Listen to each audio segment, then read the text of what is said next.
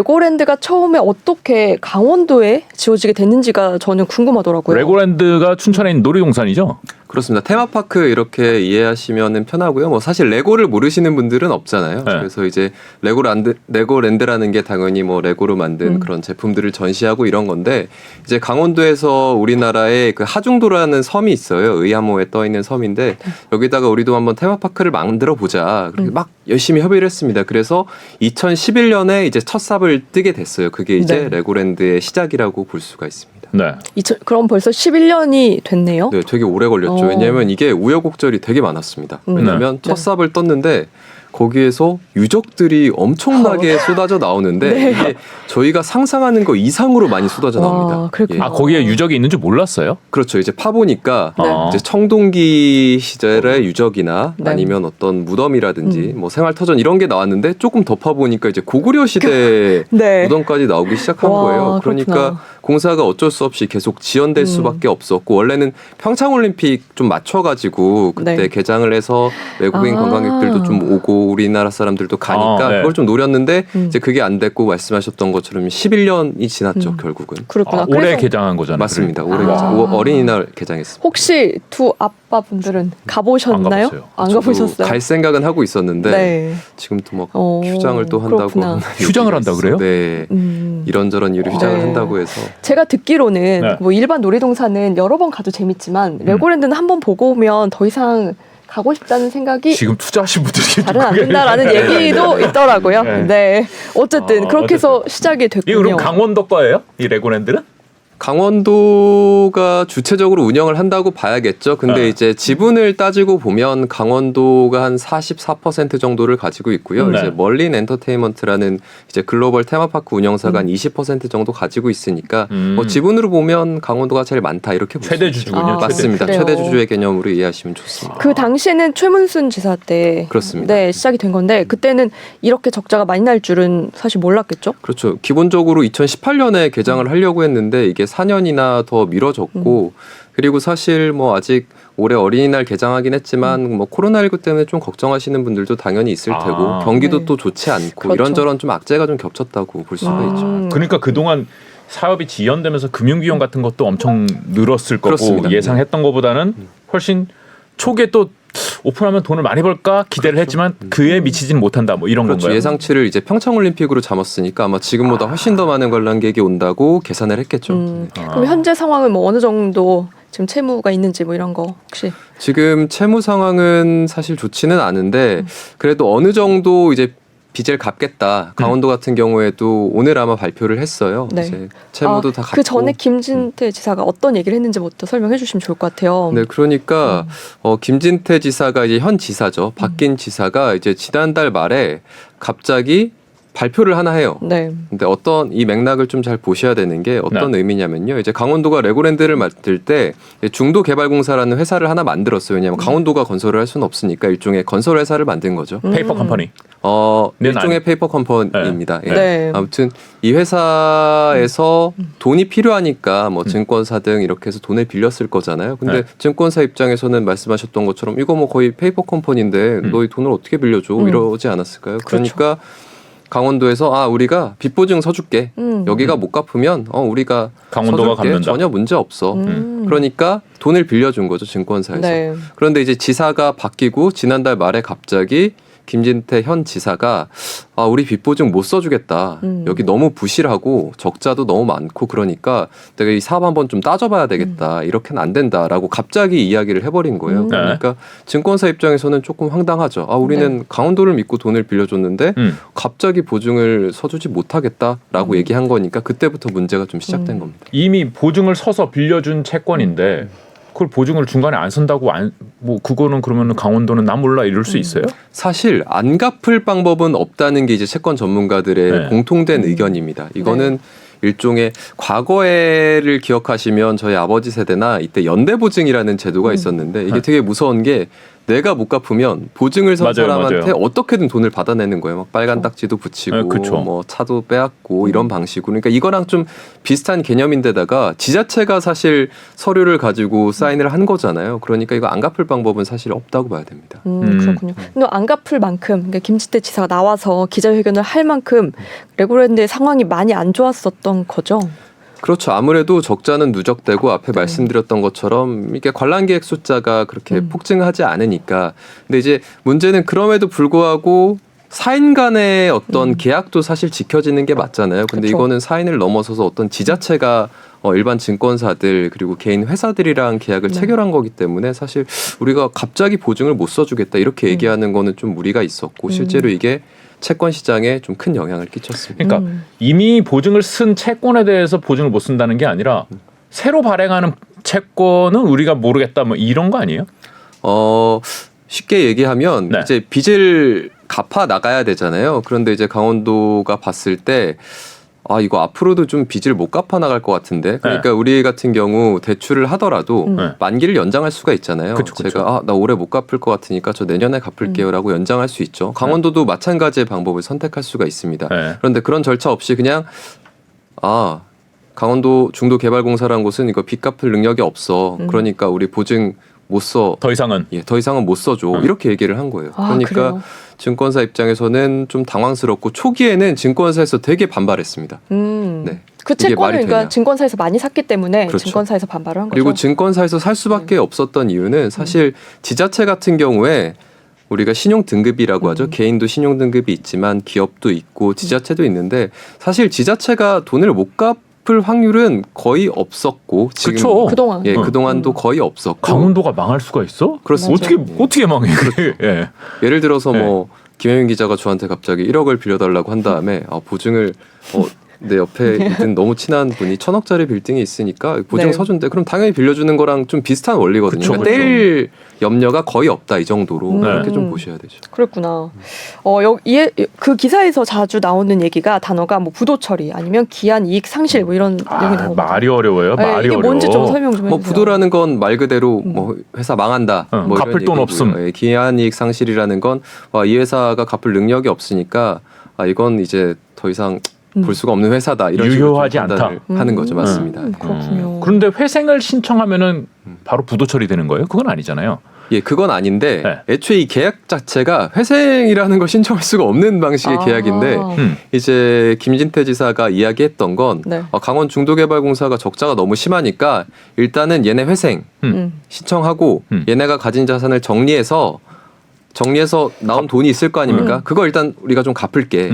그리고 나머지는 조금 기다려보자. 이런 방식이니까 애초에 사실 증권사 입장에서는 회생이라는 절차 자체를 생각할 이유가 없었죠. 우리가 개인 같은 경우에는 회생을 신청하면 막 빚이 여기 있고 저기 있고 뭐 5%에도 빌렸다가 7%에도 빌렸다가 6%에 빌렸다가 막 이러면은 법원에 회생을 신청해서 회생이 받아들여지면은 다 모아가지고 야 이자율은 한 3%로 맞춰주자 해가지고 원금 갚을 거 갚고 이렇게 해서 한 달에 뭐 이거는 1년 만기고 저건 5년 만기고 막 이러면 맞습니다. 이거를 소득에 따라서 쭉 나눠주죠. 해가지고 그냥 한 달에 너 100만 원씩 갚아라 뭐 이런 식으로 정리를 해주는 거잖아요. 네, 그렇죠. 이것도 마찬가지로 그렇게 법원에 맞습니다. 해달라고 간 거죠. 그렇습니다. 근데 그러면 부도. 그렇죠. 결과가 아직 안 나온 거죠. 법원에서는 이제- 받아들일지 안 받아들일지 아직 모르는 이제 거고. 그거는 하지 않기로 했고, 네. 않기로 했고 결과적으로는 이제 회생 신청은 하지 않기로 이제 결정한 그 겁니다. 뒤에 스토리가 또 있죠. 그러니까 처음에 긴 기자회견 하고 이야기가 나서 있죠. 그 뒤에 다시 김진태 지사가 나와서 맞습니다. 네, 이제 뭐- 좀 일종의 사과를 했죠. 일이 이렇게 될 줄은 몰랐다라고 그렇죠. 사과를 했고, 근데 이게 많이들 궁금해하시는 게 그럼 진짜 레고랜드 때문에 이런 일이 벌어졌어라고 많이 궁금해하실 거예요. 근데 그러실 수 있는 게 왜냐하면 보통 언론 보도라는 게 어떤 사태가 좀 터졌을 때 이후에 나오는 경우가 많잖아요. 그러니까 지난달 말. 올해 이번 달 초부터 문제가 터지기 시작해서 계속 이어져 왔던 건데 이제 본격적으로 이제 보도나 기사가 나왔던 게 한 지난주부터잖아요. 그러니까 이 되게 중요한 포인트예요. 맞습니다. 그죠? 그래서 네. 사람들이 그럼 레고랜드 때문이 아닌 거 아니야라고 생각하실 수 있겠지만 실제로 김진태 지사가 지난달 말에 그 해당 발언을 한 이후에 춘천시가 좀 비슷한 일을 겪었어요. 네. 그러니까 지난달 춘천은 말- 강원도에 있는 그 춘천. 맞습니다. 네. 그러니까 레고랜드가 있는 그 춘천. 맞습니다. 어떤 일을? 춘천시도 어떤 사업을 진행하면서 같은 방식으로 이제 증권사 등을 통해서 자금을 모았는데 이제 김진태 지사가 지난달 말에 그런 얘기를 했잖아요. 보증을 못 써주겠다. 그러니까 일주일 정도 뒤에 증권사에서 이제 연락이 와요. 춘천시에 네. 지금 지자체에 대한 신용 등급을 좀 조정할 수도 있어. 왜냐하면 지금 강원도에서 보증을 못 써준다고 해가지고 지자체 신용이 떨어지니까 너희 이자 더 내야 돼라고 얘기를 한 거예요. 네. 그래서 5.6% 정도 금리가 됐었던 걸로 제가 알고 있는데 최종적으로는 그게 13%까지 올라갔거든요. 와. 그러니까 되게 많이 올라가는 그러네요. 거죠. 그러니까 5.5%대의 돈을 빌렸던 게 만기가 다가오니까 다시 빌려서 이제 그걸 갚고 다시 이제 자금 융통하는 건데 다시 빌리려 그러니까 이자 13%네. 이렇게 된 거. 그러니까 이제 지자체 신용 자체를 네. 깎아먹은 거예요. 근데 이런 걸 좀 궁금해하시는 분들이 많더라고요. 아니 사실 김진태 지사가 한 거는 이런저런 이유도 있을 거고 그런 걸 고려해야지 그냥 단순히 강원도가 보증을 못 써겠다라고 한마디 한 것 같고 어떻게 지자체 신용이 맞아요. 다 깎일 수 있지 이렇게 좀 궁금해하시는 그러니까요. 분들도 있죠. 전국에 있는 지자체가 다 그래요 지금. 그렇습니다. 왜냐하면요. 네. 그러니까 이게 경제라는 것은 결국 수치로 움직이기 때문인데 저희가 그냥 이런 사정 저런 사정이 있으니까 얘네는 좀 조정을 좀 덜 해줘야겠다 이런 게 사실 통하지 않죠. 왜냐하면 증권사 입장에서는 야 강원도라는 지자체가 지금 보증을 못 선다고 한데 그러면 전체 지자체도 한번 다시 뒤져봐봐. 네. 다시 한번 짚어봐봐. 네. 전체적으로 문제가 생길 수 있어. 왜냐하면 한 발 빨리 움직여야 되기 때문에 네. 증권사나 금융기관의 입장에선 그러니까 전체적으로 지자체에 대한 신용 등급을 조금씩 낮춘 거죠. 그렇군요. 그렇죠. 강원도는 네. 그래도 도인데 이 그렇죠. 큰 도인데 도가 맞습니다. 그러면은 그게 되게 정확한 조그만 시나 지적이었어요. 군이나 이런 데서는 야 그걸 어떻게 믿냐 내가 그렇죠. 이렇게 되는 거죠. 그리고 오늘도 김진태 지사가 발표를 했었죠. 네, 그거. 이제 사태가 사실 너무 심각해졌어요. 왜냐하면 지난주부터 보도가 나왔고 보도가 나오기 이전부터 시장 상황이 너무 안 좋은 데다가 레고랜드 사태가 나오니까 진짜 찬물을 끼얹은 거거든요. 그렇죠. 그래서 일요일이죠. 일요일 날 부랴부랴 우리나라의 경제 금융 수장들이 일요일 날 모여가지고 시장에 50조 원을 풀어놓겠다. 그러니까 어떤 의미냐면 회사에서 지금 돈을 빌리려고 일종의 채권 같은 걸 발행하는 건데 채권을 누군가 사가고 자기한테 돈을 줘야 회사가 돌아가잖아요. 그렇죠. 근데 지금 레고랜드 사태 이후로 그런 게 더 어려워지니까 이제 정부에서 우리가 아무튼 금융기관이든 어디든 설득하든 우리 돈으로 사든 우리가 조금씩 그거 사줄 테니까 조금 참아라, 좀 기다려 달라 이런 식으로 좀 시장에 신호를 보낸 거죠. 그러니까 되게 큰 일로 번진 겁니다. 이게 단순히 그러니까 지자체가 뭐 보증을 쓰거나 빌린거나 이것만이 문제가 아니라 전체 채권 시장에 전반적으로 지금 얼어붙었다는 거죠. 맞습니다. 말씀하신 것처럼 지자체가 뭐 거의 꼭대기에 있다고 봐야 되잖아요. 그러니까 네. 지자체 신용 등급이 떨어지니까 투자자들 입장에서는 그 밑에 있는 회사, 네. 그 밑에 있는 더 작은 회사 이런 회사들도 줄지어 이제 떨어지게 되는 거잖아요. 그러니까 강원도 같은 경우에야 금액이 좀 적을 수 있지만 뭐 네. 중소형 회사들 같은 경우에는 되게 좀 위험이 더 커졌다고 볼 수가 있고 또 하나 짚어야 될 건 자 그럼 우리나라에 투자하는 건 우리 기업뿐이 우리 증권사뿐이 아니잖아요. 외국인 투자자들도 있을 거예요. 근데 네. 외국인 투자자들 입장에서는 지자체가 보증을 못 선다고 손을 든다고? 라고 생각할 수 있어요. 이렇게 되면 이제 투자 심리 자체도 좀 얼어붙을 수 있거든요. 이것도 좀 문제가 되는 겁니다. 그렇죠. 음. 강원도가 이제 태세 전환을 했잖아요. 네, 결국 네. 이번 달 말까지 다 갚겠다. 이번 달? 12월 말 네. 12월 말까지 다 갚겠다 이런 네. 얘기했고요. 네. 이게 한 2천억 되는 거잖아요. 네, 맞습니다. 그래서 2천억 막으려고 50조를 일단 정부에서 네. 네, 맞습니다. 김 기자 볼 때는 그게 가능하다고 예측이 되나요? 어떤 올해 상환하는 말까지, 네, 것. 상환. 상환은 어차피 강원도가 1년 예산이나 이런 걸 봤을 때 제가 지금 정확히 기억나지 않지만 1년 예산이 한 40배 정도 되는 것 같은데요. 이 그래요? 지역에. 그래서 뭐 갚는 거는 사실 문제가 되지 않고요. 이미 네. 이제 내년 예산에 편성을 한다고 했으니까 뭐 갚는 것 자체는 문제가 없고 뭐 레고랜드 사태는 강원도에 한해서는 지금 끝났지만 네. 이제 채권 시장에 미치는 영향이 얼마나 더 갈지는 이제 조금 그렇군요. 지켜봐야겠죠. 근데 이렇게 설명을 쭉 들으니까 이게 올해 말까지 갚을 수 있었던 거를 왜 못 갚는다고 선언을 했을까? 아이고. 왜 그런 지금 보면 결과론적으로는 실수이지만 왜 그런 그렇죠. 발언을 했을까? 조금 그게 좀 아쉽고. 정리 한번 해보려 그랬겠죠. 이참에 이렇게 깨끗하게 좀 재무제표 깔끔하게 좀 우리 만들어보자. 이재율도 정리하고 그럴 뭐 수도 이런 있고 것도 뭐 아니었을까 싶기도 여러 뭐 정치적 의도가 있을 수도 있고 왜냐하면 아무튼 지사가 바뀌었고 전 네. 지사가 주도했던 사업이니까 이걸 한번 되짚어보자라는 의미였을 수도 있다고 생각해요. 근데 물론 되짚어보는 건 저는 문제는 없다고 생각합니다. 네. 하지만 지사가 바뀌었다고 해서 기존에 했던 계약을 엎어버린다? 이거는 좀 그렇죠. 이치에 맞지 않는 것 같습니다. 이게 원래 이 기업들도 CEO 바뀌면은 빅베스라고 갑자기 적자 나는 회사들이 있거든요. 재무제표 한번 털고 맞습니다. 가자, 숨겨져 있던 거 다 털고 가자 하는 느낌으로 네. 하셨을 수 아니겠지만은 하실 그러니까 수도 사실 있고. 사실 뭐 객관적으로 네. 보자면 채권 시장에 이 정도로 큰 영향을 미칠 거라고 생각하기는 좀 쉽지는 않았을 것 같아요.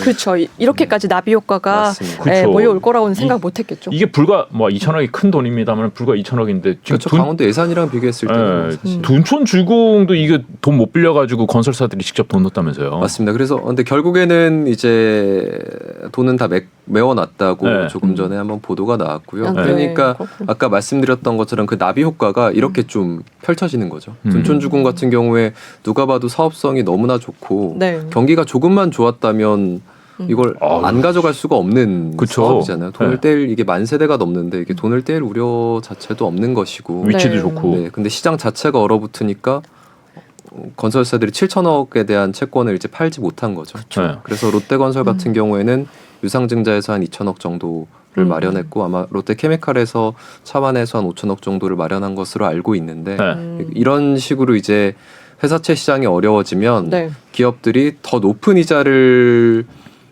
감수하고라도 돈을 빌리거나 네. 아니면 계열사들한테 손을 빌릴 수밖에 없기 때문에 롯데케미칼 위험이 때. 분산됩니다. 네. 네, 그렇게 되면 기업 전반으로 위협이 분산되니까 네. 더 어려워진다고 볼 수가 있죠. 그렇죠. 유상증자하면 또 이제 주주들은 좋지는 않죠. 짜증 나죠. 그렇죠. 지금 가뜩이나 주가 네. 많이 떨어졌는데 그렇습니다. 앞으로도 상황이 사실 좋지 않을 걸로 보이긴 합니다.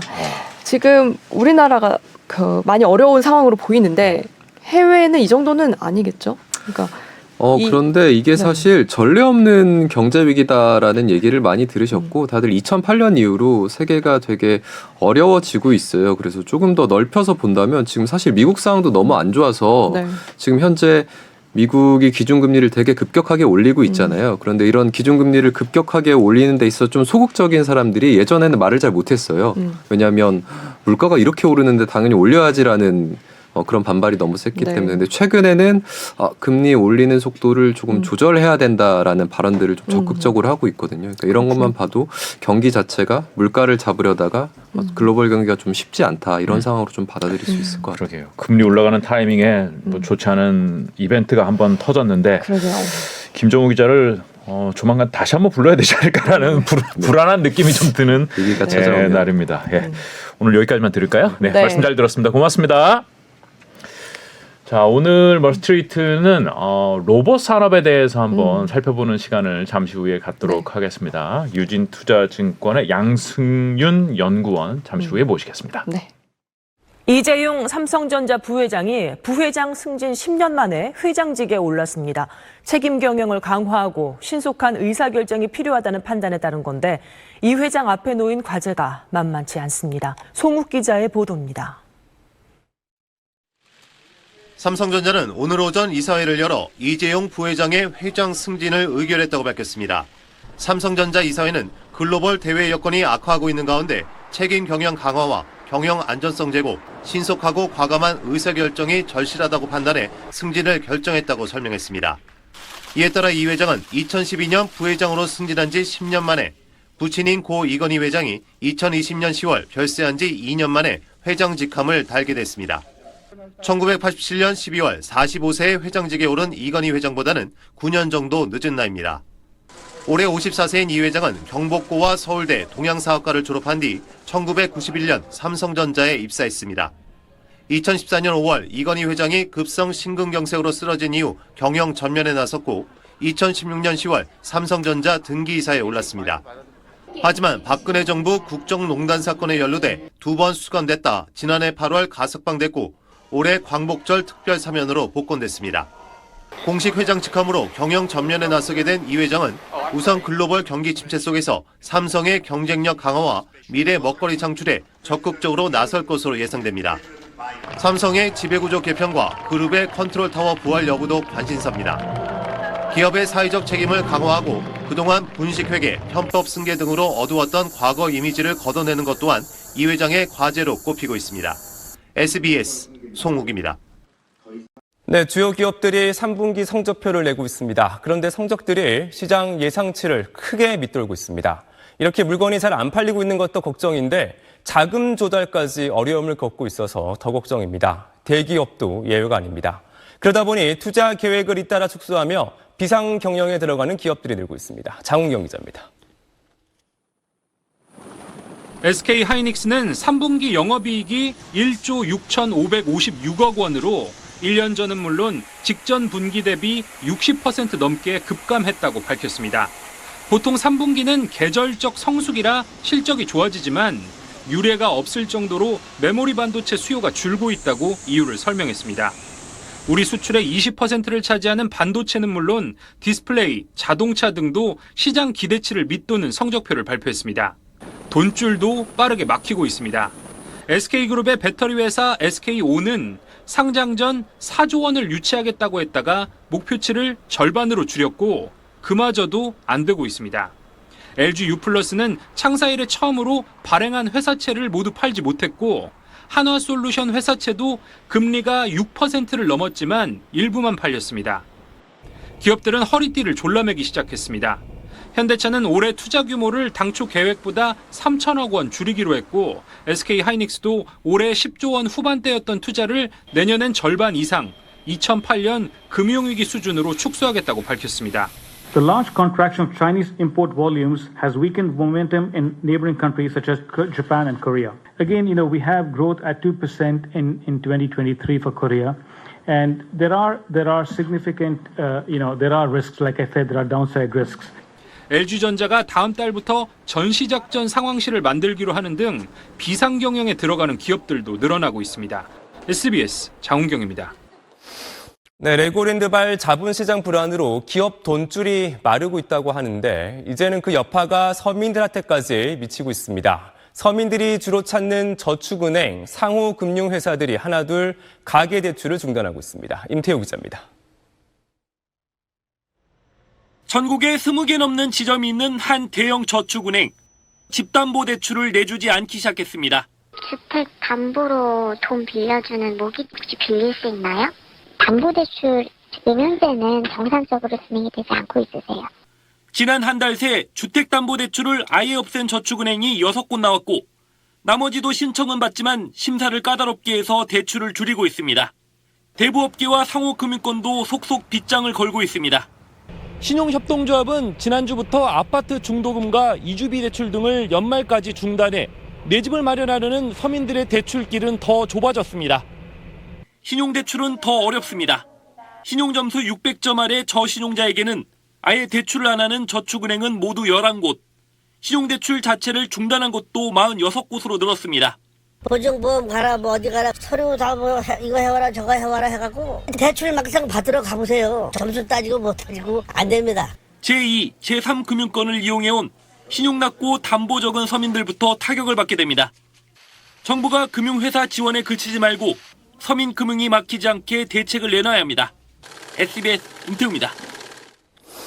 네, 세계 경제가 침체에 빠질 거라는 우려가 짙어지고 있는 상황에서 미국 국채 10년몰과 3개월몰의 금리가 역전됐습니다. 단기 국채 금리가 장기 국채보다 이렇게 높아지는 현상은 강력한 경기 침체 신호로 받아들여지는데 이 때문에 미국이 금리 인상 속도를 늦출 수 있다는 전망이 나오고 있습니다. 뉴욕에서 김정원 특파원입니다. 미 국채 장단기물 금리 역전 현상이 잇따라 벌어지고 있습니다. 지난 18일 3개월 단기 미 국채 금리가 10년물 장기 금리를 넘어서더니 지난 월요일과 화요일에 이어 오늘도 이런 역전 현상이 또다시 나타났습니다.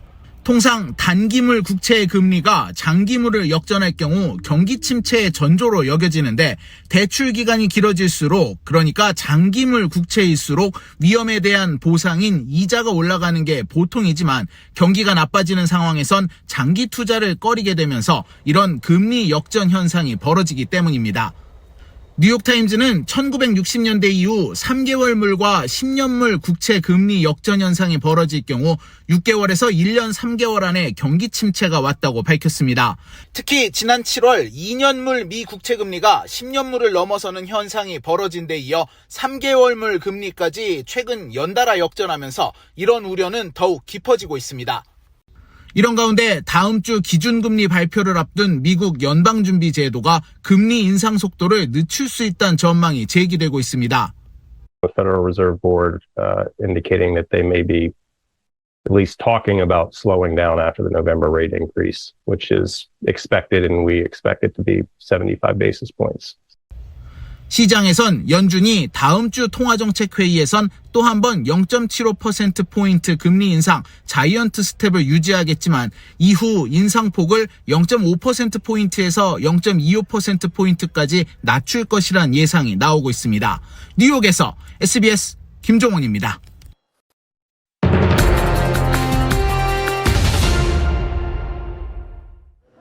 오늘부터 대형 마트들이 한우 할인 행사를 시작합니다.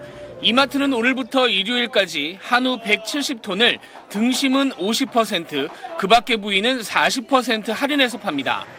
롯데마트와 롯데슈퍼도 일주일 동안 한우 180톤을 준비해서 등심과 한우 국거리 등을 50% 할인 판매합니다. 홈플러스도 오늘과 내일 삼겹살, 목살을 특가 판매합니다. 올해 3분기 외식 식재료 원가가 다시 역대 최고치를 경신한 것으로 분석됐습니다. 한국농수산식품유통공사 집계 결과 3분기 외식산업 식재료 원가 지수는 145.89로 전분기보다 0.71포인트 올랐습니다. 작년 1분기부터 7분기 연속 상승하면서 매분기 최고치를 갈아치우고 있습니다. 공사 측은 세계적인 고물가 상황에 고환율까지 겹치면서 이런 현상이 갈수록 심해질 것이라고 짚었습니다. 환율이 가파르게 오르면서 최근 6개월간 우리나라 무역 적자가 60억 달러 늘었다는 분석이 나왔습니다. 한국개발연구원은 달러 가치만 혼자 오르면서 모든 나라들이 수출입 물량을 크게 줄였고 한국의 입장에서는 수출이 줄어들었다고 분석했습니다.